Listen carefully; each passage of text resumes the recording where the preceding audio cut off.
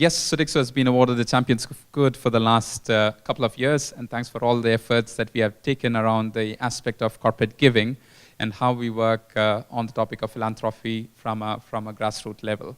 We'll be talking a little bit about the giving aspect, but today is also about responsible food from a sustainability aspect, and this is what I will try to run through in the next 15 minutes or so. So, starting off, the last time I asked a bunch of 60, 70 people in the audience, do you know Sodexo?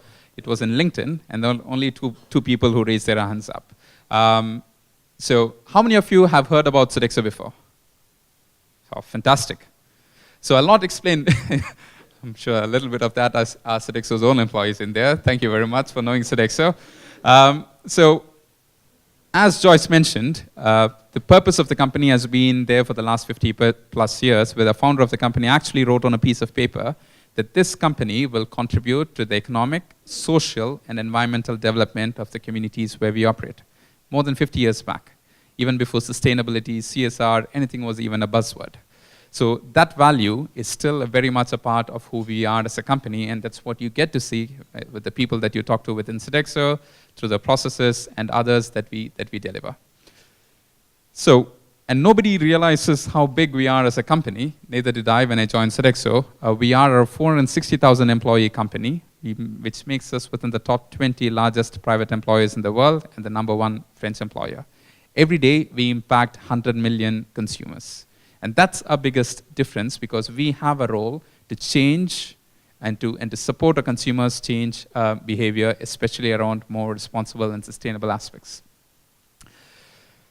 We operate on-site belonging to our clients. A client could be a FMCG client, a client could be a banker, a banking client, could be a school, a university, a hospital, a mining client, an oil and gas, etc. For example, if a client is an FMCG or a manufacturing client in a typical plant, they outsource all the non-core services to a company like Sodexo. So although we started off as a food services company, today we offer more than 100 plus services to our clients. Those are the only 2 slides that I want to talk about Sodexo and who we are, and now we have to go into the topic of food itself. Food, if you look at food, food is the nexus of both health, the impact on health, and the impact on planet. And food is presents the single biggest opportunity to address health issues as well as environmental issues at the same time. Because if you look at agriculture, agriculture represents close to 25% of the global greenhouse gas emissions, which is a significant amount, and especially in the world of climate change, this food is a key contributor and a key eliminator if we do it in the right way to address climate change issues. There are planetary boundaries around this topic. There are also health boundaries around these topics. And most of this is explained through the Eat Lancet report that I would strongly recommend that you read at least the summary report. Food and health. If you look at the risk associated to food and health, the current unhealthy diets pose a much higher risk to morbidity. Morbidity is the amount of deceased in a population, and mortality, than the sum of drugs, alcohol, smoking, unsafe sex. That's huge if you look at how food and health interact. For the first time in a long time, there is now a concept of a planetary health plate. So saying what is the right plate and what should be in the plate that contributes to better health as well as for a better environmental sustainability aspects. 50% of it should be fruits and vegetables. And which is why today we have showcased our plant-based options as the key topic as we are talking about responsible food. And the other 50% should be mostly composed of whole grains and, of course, plant-sourced proteins. If you look at the amount of animal-sourced proteins in that, it's very, very small. And that is recommended as optional going forward amongst those consumers. But in all of this, we need to keep the local culture, the local context in mind when we go through this process and this change. Ideally, this is where we need to get to. If you look at food, and from a planet's perspective, the amount of food that we as a planet need to produce in the next 40 years is the amount of food we as a planet produced in the last 8,000 years.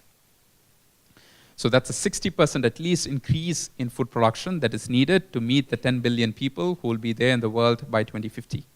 How are we going to meet that demand, especially in the world of soil degradation, deforestation, climate change, food inefficiency through food waste, and so on? So there's a question mark behind that. Innovations are coming in from food tech, innovations are coming in from ag tech, but there are innovations also looking at efficiency improvement. If you look at the biggest climate change impact solutions, a group of scientists got together and said, what are the top 100 solutions around climate change? Okay. Because until that point in time, there were different solutions around the world, but it was never ranked into 1 to 100. I can't go to all 100 today, but the project is called Project Drawdown. And if you looked at the top 10 solutions, the number 3 solution and the number 4 solution is on the topic of food. The number 3 solution is around reducing food waste, and number 4 is around plant-rich diet. Okay. So this is what we as food services company, as well as the food industry, can do to highly impact. But it is also something that you as an individual, you as a customer, you as a consumer can do to impact, because we always look at transportation, we look at utility and others, but we try to overlook the topic of food and the impact on climate change. For Sodexo, being in food services and facility management services and a few other services, we have identified the list of corporate responsibility topics of importance. There are 140 topics for us where a risk or an opportunity could come from. Food waste is one, single-use plastics is another, palm oil is another, and the list goes on. So a risk or an opportunity could come from all of them. And that's why we have encapsulated all that into our strategy that is called the Better Tomorrow 2025. That looks at all aspects of doing business in the right way that creates that right meaningful impact.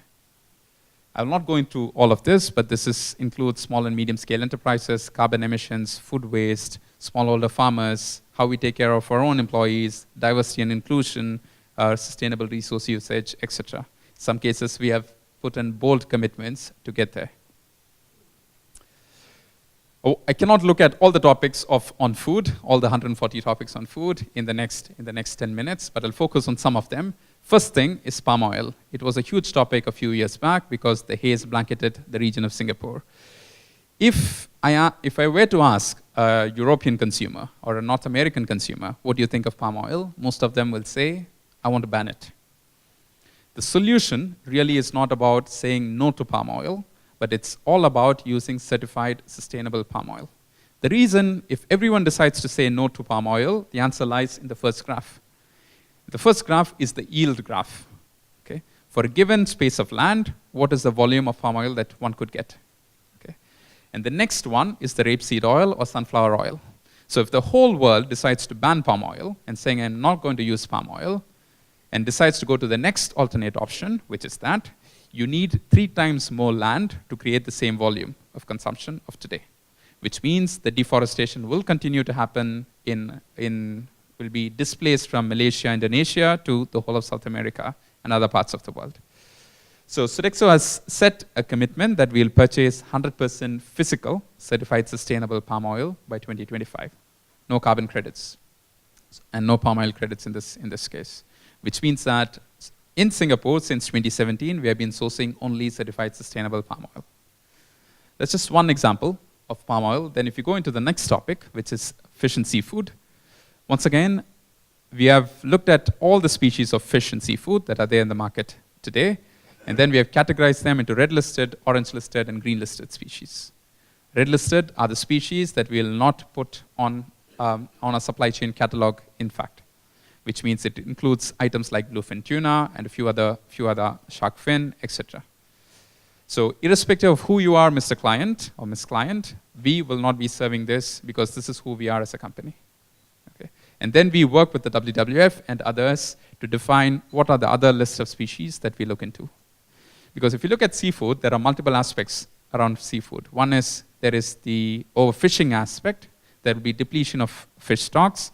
The next generation or the generation after that will not even get a fish to be served on the plate if you go at this current rate. There's also the health impact, because more and more of our clients are coming and asking us, can we get more farmed seafood?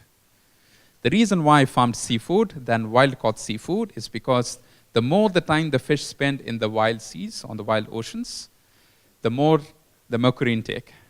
Mercury is in a natural form in oceans and seas, especially through human intervention. So the more time they spend in the water, the more mercury in the fish, and we consume that.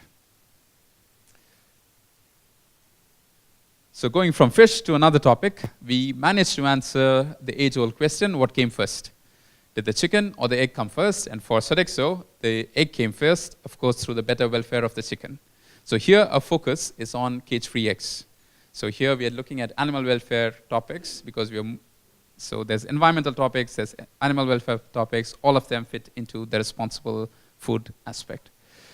So on animal welfare, we set a commitment saying that we'll only purchase cage-free eggs by 2025, both shell eggs as well as liquid eggs.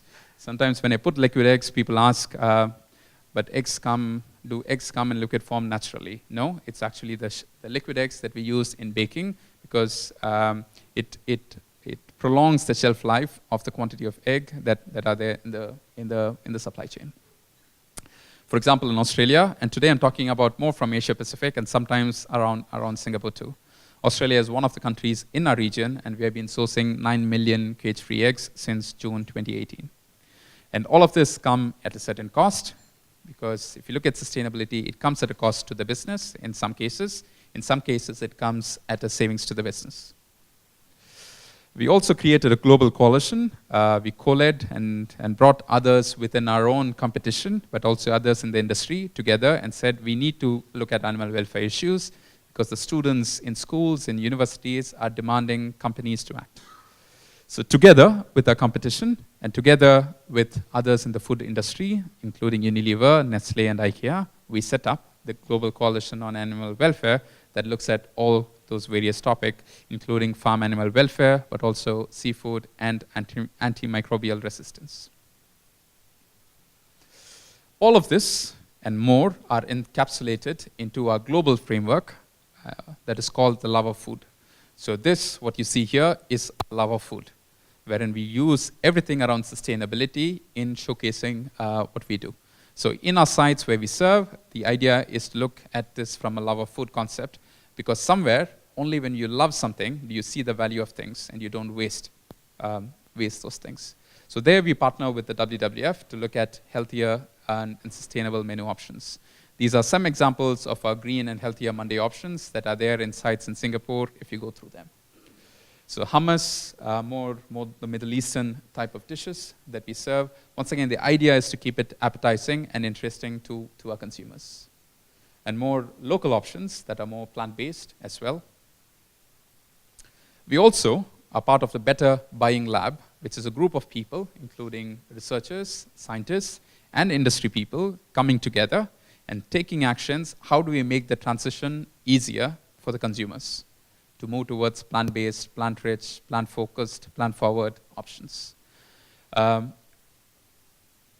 key findings that Sodexo contributed to as a part of this Better Buying Lab is that when we talk about encouraging people to use more plant-based and plant-forward options, to not use any negative connotations. In fact, using the word vegetarian or vegan itself puts off people, puts off consumers into accepting things like that. Okay. And even saying that this is a healthier option puts people off. So saying do not use things like that. What you need to use more and more is talk about the local, the provenance, where is it coming from? Talk more about the flavor. Is it spicy? Is it sour? Etc. Talk about the look and feel of those various items to make it mouth-watering for the consumer to come and crave and to take those items, which is what we have tried with the options out here. An example of that is if you look at, there's an item called meat-free sausage and mash, and they wanted to change the name of this item. When the item was changed to Cumberland, spiced veggie sausage and mash, Cumberland is the area, spiced is giving the flavor, the uptake increased significantly by the consumer. If you just call it healthier or better sausages and mash, it was not that significant. So how do you really look into consumer behavior and make that change? Another example, what you see on the left is the menu A, what you see on the right is the menu B. In menu A, you have vegetarian items integrated with other meat items or fish items. In menu B, you have vegetarian dishes under a category. It's the same menu. It's just the ordering and categorization is different. Okay? Once again, coming from our contribution to Better Buying Lab, what we see is in menu B, there's a lower participation because people associated did not even look into the vegetarian category dishes. Okay? So when it is integrated into menus, it becomes much easier for people to uptake such items. So that's looking at it from a nutrition, health, wellness, the plant-forward, the plant-based options. But the single biggest impact, as mentioned through the Project Drawdown, is how do we, as a world, tackle food waste? So here we have set up a flagship program called Waste Watch that looks at all the food waste that's happening in food services business. We measure them all through a weighing scale. We have a digital system that is made available in our site, once again bringing digital to a dishwasher through upskilling, cross-selling, and others as we go through this process of innovation and especially for those people at the sites. We also have posters talking about the previous week's reports so that educates people on how they need to take action. And finally, at the end of the day, it's all about people. So Sodexo is all a people organization. We don't own capital assets. So this is where our people act to take reduction on food waste. We also bring in other recipes and other solutions to address wasteless food by looking at broccoli stem and how do you use the nutrient content of the broccoli stem or the watermelon rinds or the carrot leaves into saying, okay, can we make something out of this, which we call the wasteless recipes. We also partner in Makeathon events and others as we go in this journey. We also created, as was the case for animal welfare, a global coalition bringing others within the food industry together to address this topic. Going from food waste to the next topic, single-use plastics, the biggest topic of the last 1 year. Everyone is going behind this topic, rightly so, because if you look at the countries that are impacted mostly by single-use plastics, they're all within the region of Asia. So we have developed a comprehensive single-use plastics plan and agenda and strategy and how we need to address them, starting off with a few of the single-use plastic items, such as straws, to start off with, but the others will come in. But the key point here is that the need is to look at it from a comprehensive standpoint. We also partner with small and local businesses because we believe that by our contribution to the local businesses mature, grow, invigorate the local economy. The government is happy, Sodexo is happy, our suppliers or our vendors or our partners are happy. It provides employment opportunities to a lot of people. It brings people out of food insecurity and others through employment and through business.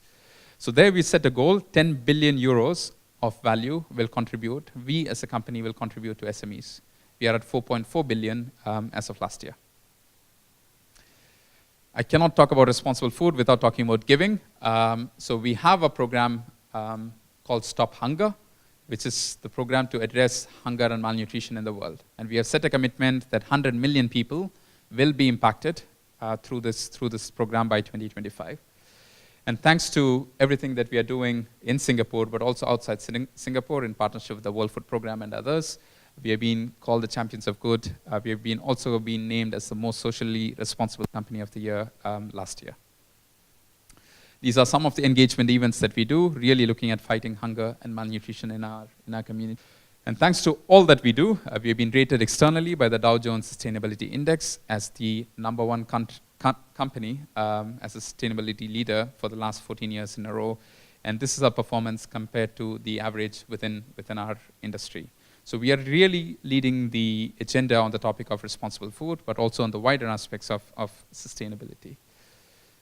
So with that, I would like to say thank you. Our topic is Better Tomorrow. It's a better tomorrow for everyone, for our own employees, for our clients, our consumers, our suppliers, the NGOs, the civil society, for humanity, also for the chickens, through through the animal welfare. With that, thank you very much for being a part of this.